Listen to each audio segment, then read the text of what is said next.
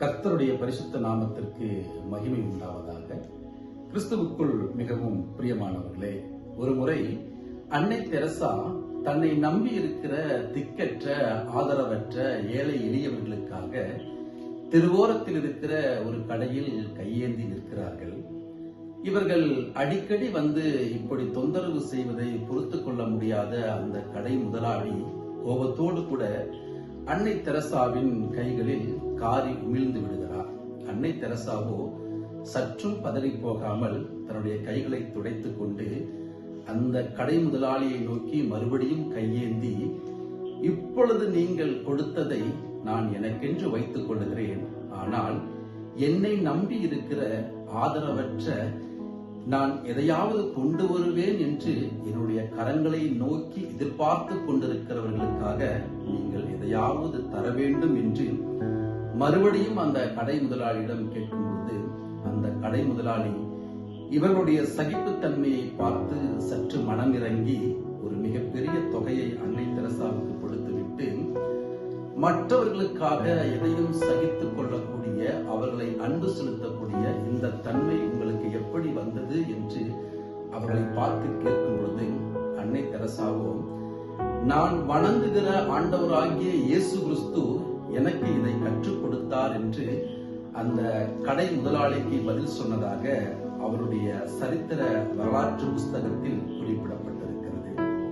நாம் பிரியமானவர்களே, நம்முடைய ஆண்டவராகிய இயேசு கிறிஸ்து கூட எல்லா பாடுகளையும், எல்லா அவமானங்களையும், தூஷணமாய் பேசின எல்லா வார்த்தைகளையும் நமக்காக பொறுமையோடு கூட சகித்துக் கொண்டு சிலுவையிலே தன் ஜீவனையும் நமக்காக கொடுத்து அவர் நம் மீது வைத்திருக்கிற ஒரு அன்பு எவ்வளவு பெரியது என்று நமக்கு காண்பித்து கொடுத்தார்.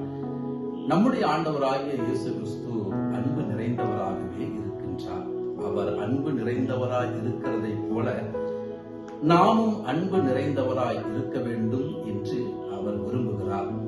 அன்பில்லாத ஒருவருக்கும் கிறிஸ்துவ வாழ்வுக்கும் எந்தவித சம்பந்தமும் இல்லை. ஏனென்றால் கிறிஸ்துவ வாழ்க்கையில் அடிப்படை அடையாளமே அன்பு. அதனால்தான் ஆண்டவர் சொன்னார், யோவான் எழுதின சுவிசேஷ புஸ்தகம் 13வது அதிகாரம் 35வது வசனத்தில், நீங்கள் ஒருவரில் ஒருவர் அன்புள்ளவர்களாய் இருந்தால் அதனால் நீங்கள் என்னுடைய சீஷர்கள் என்று எல்லோரும் அறிந்து கொள்வார்கள் என்று. அப்படி என்றால் நாம் எப்படி இருக்க வேண்டும்?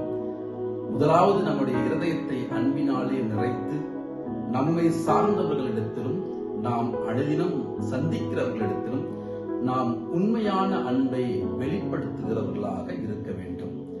மாயமற்ற அன்பினாலே எல்லோரையும் நேசித்து எப்பொழுதும் எல்லோரிடத்திலும் அன்பு காட்டுகிறவர்களாக இருக்க வேண்டும். நாம் மற்றவர்களிடத்தில் காட்டுகிற அன்பும் அக்கறையும் நமக்குள் இருக்கும் கிறிஸ்து யார் என்பதை அவர்களுக்கு வெளிச்சம் போட்டு காட்டும். இதனால் நாம் கிறிஸ்தவர்கள் என்று அடையாளப்படுத்தப்படுவோம். ஆகவே பிரியமானவர்களே, நாம் எப்போதும் எல்லோரையும் ஒன்று போல நேசிக்கிறவர்களாக இருப்போம். கிறிஸ்தவர்கள் என்று அடையாளப்படுத்தப்படுவோம். அன்பு நிறைந்த ஆண்டவர் நம்மை ஆசீர்வதிப்பாராக. ஆமென்.